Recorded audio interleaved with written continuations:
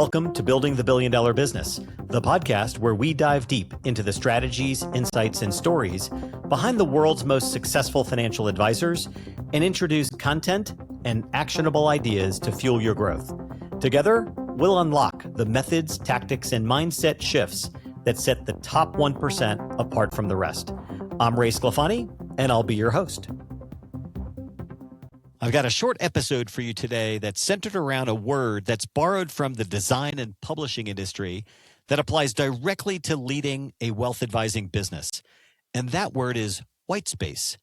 In design, white space is the space around text and images. It's not empty. It's what gives structure and meaning to what you want the reader to notice. Without white space, everything competes for attention and nothing stands out. Leadership works the same way. White space is this intentional space to think, space to reflect, space to create. And in my experience, the most effective leaders, well, they don't stumble into white space, they design for it. You see, as the organization will continue to grow, the calendars will fill up and meetings will multiply. Decisions start to stack. The pace, while feels productive, necessary even, the constant motion comes with a cost. When leaders stay embedded in day-to-day execution without stepping back, well, they lose perspective. They become excellent at responding and less effective at seeing the forest for the trees. This is not my opinion. Research backs it up. McKinsey's work on senior leadership effectiveness shows that executives who intentionally remove themselves from day-to-day operations to focus on reflection and long-term thinking, well, they demonstrate stronger judgment, better adaptability, and higher decision quality in complex environments. Their research consistently points to the same conclusion. Distance improves leadership effectiveness. Korn Ferry's leadership research reinforces this. High-performing leaders are not defined by longer hours. They are differentiated by how they allocate their time. Leaders who protect thinking time show greater strategic clarity, make stronger people decisions, and build more engaged teams over time. White space is associated with better outcomes, not reduced productivity. Stepping back does not slow performance, it actually sharpens it.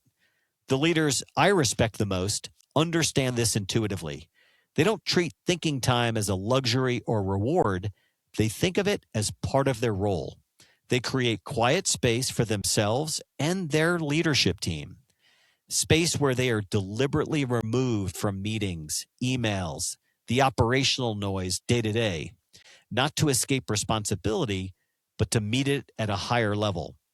I often hear leaders say their best ideas come when they're not trying to be more productive, on a long walk, early in the morning, while traveling alone. Those moments are not accidental. They are environments that naturally create white space. They slow the pace just enough for insight to surface. White space is not catching up on tasks in a quieter location. It's not clearing your inbox without interruptions. True white space requires restraint. It means choosing not to fill every moment back to back to back to back in your calendar. For high performers, that can feel uncomfortable. We're wired to equate activity with value. And that discomfort is often the signal that you've stepped into a more strategic leadership role. Think of white space as an executive timeout, a deliberate pause that allows you to step above the business rather than remain buried inside it. This is where leaders reframe problems instead of reacting to them, where patterns become more visible, where people and direction come back into focus. This becomes more important, not less, as your responsibility grows. When everything feels urgent, nothing gets the depth of thought it deserves. Leaders who never slow down eventually lose altitude. Leaders who protect white space gain perspective, and perspective compounds. The discipline here is simple. At least once a quarter, create intentional white space for yourself. Real space. Not an hour between meetings, not a half day filled with preparation, time designed specifically for thinking. That might be a half day away from the office, a solo offsite, a long walk with no agenda beyond reflection. Choose an environment that supports the thinking that's going to work best for you. Fewer inputs, less noise. When you block the time, use this language with yourself. This is an executive timeout. This is time to think and step above the business, not away from it. This is time to think, connect patterns, and create rather than react. Set yourself up for success by reflecting on when you personally think and create at your very best. Is it in the early morning? Is it a travel day? Quiet location? Design your calendar so those conditions are intentional, not accidental. White space does not show up on a P&L, but I promise you this, its absence eventually will. In design, white space allows meaning to emerge. In leadership, it does the same. If you want to build something enduring, you need the space to think beyond the next meeting, the next quarter, or the next fire drill. Create the space, protect it, treat it as part of the job. For me, I find every time I jump on an aircraft and I put my Bose headphones on in the listen-only mode with no outside noise, and I pull out my iPad or a spiral notebook and grab a pen and just sit, write, and think, it's amazing how the good ideas and the prioritizations just start to rush over. And that's just the first phase. Then by relaxing and quieting the mind, the best ideas come forward. With each episode, I want to make sure that I provide you a couple of coaching questions that you can reflect after listening to this episode. And I've only got 2 coaching questions today. The first is, 3 to 5 years from now, what kind of leader do you need to be? And where will that clarity come from if your calendar never slows down? The second question, when do you personally think and create at your very best? And how intentionally are you designing your schedule to make that state repeatable rather than accidental?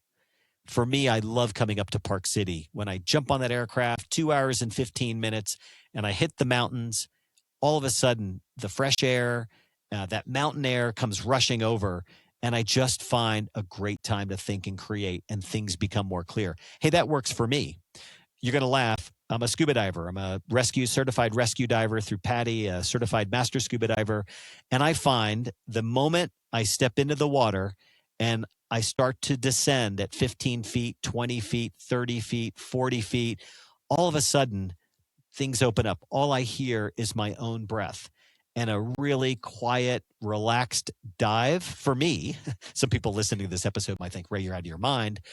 For me, that's a place where the quietness, the ride on the boat out to the dive site, the dive, the ride back, wow, for me, that just opens up. So I would encourage you right now, here's an actionable idea. Open up your calendar. Look at the 12 months ahead and block not 1 or 2 or 3, but 4 quarterly white space sessions for yourself. Name it. Put it on the calendar. Protect the time. Keep it non-negotiable. And consider it that executive timeout. This is not time away from leadership. That is where leadership actually happens. I hope you enjoyed today's episode. Well, thanks for tuning in, and that's a wrap. Until next time, this is Ray Sclafani. Keep building, growing, and striving for greatness. Together, we'll redefine what's possible in the world of wealth management. Be sure to check back for our latest episode and article.